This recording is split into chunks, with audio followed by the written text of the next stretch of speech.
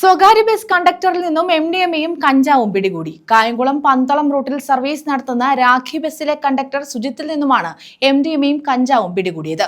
വിദ്യാർത്ഥികൾക്ക് വിതരണം ചെയ്യാനായി എത്തിച്ചതാകാമെന്ന് എക്സൈസ് പറഞ്ഞു.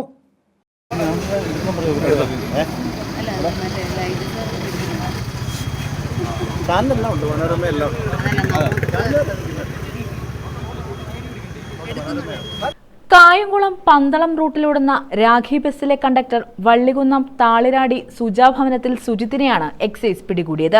ഇയാളുടെ പക്കൽ നിന്ന് 3 പൊതി MDMAയും 1 പൊതി കഞ്ചാവുമാണ് കണ്ടെടുത്തത്.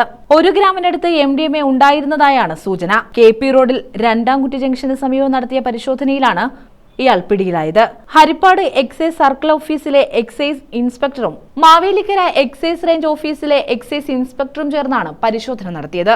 കായംകുളം പന്തളം റൂട്ടിൽ ഓടുന്ന രാഖി എന്ന പ്രൈവറ്റ് ബസ്സിലെ കണ്ടക്ടർ സുജിത്തിനെയാണ് 1 ഗ്രാം MDMA 4 ഗ്രാം കഞ്ചാവുമായി പിടികൂടിയിരിക്കുന്നത്.